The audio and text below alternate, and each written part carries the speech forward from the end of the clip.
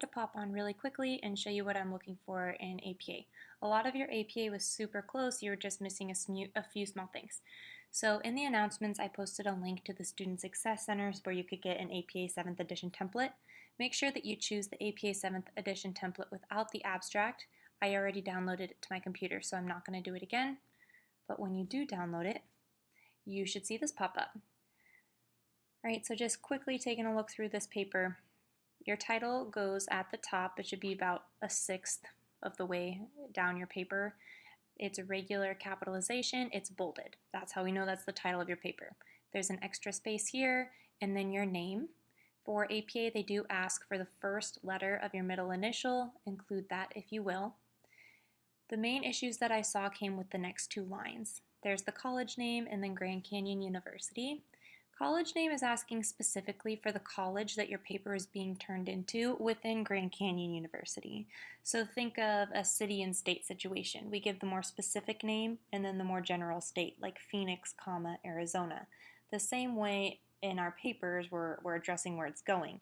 So for us, we're in English 106. We're within the College of Humanities and Social Sciences. And that's located within Grand Canyon University.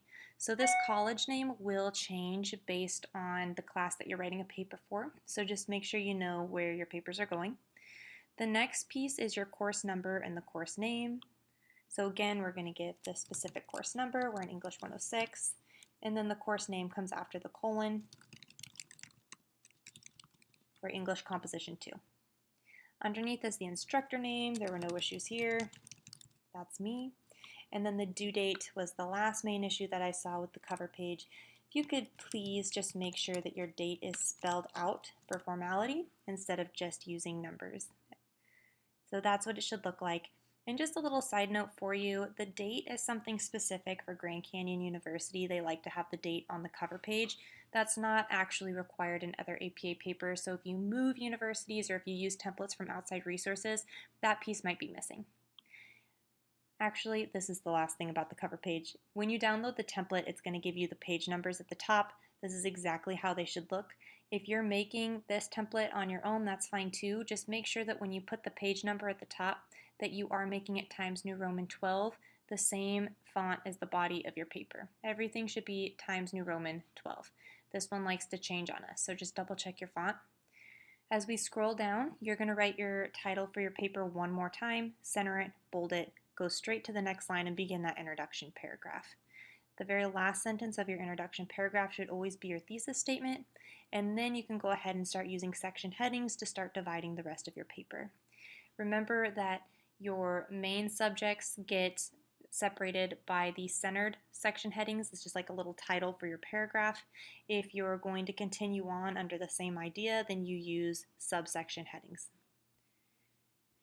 All right, let's take a look at the in-text citation. That was another common issue that I saw. The citations themselves seem to include the correct information. However, just little things or big things. Check out where the period is on this in-text citation. Period goes on the outside of the citation instead of before. It's part of our sentence, so make sure that there's one period still at the end of your sentence after the citation. And then the reference page is nice and clean. Alphabetized, there's a hanging indent. If there is a hyperlink, like right here, when you put that into your paper, it's naturally going to turn blue and it's going to be underlined. We do not want that on our reference page. We want it to look clean. So when it shows up blue, you can either do a right click and hit remove hyperlink, or you can just highlight your text and do it the old-fashioned way, change the font color to black, change the underlining manually. You can do that too, but just make a nice clean reference page. Again, check the font. Everything is Times New Roman 0.12. All right, that was a quick run through. I hope it was helpful. Let me know if you have any questions.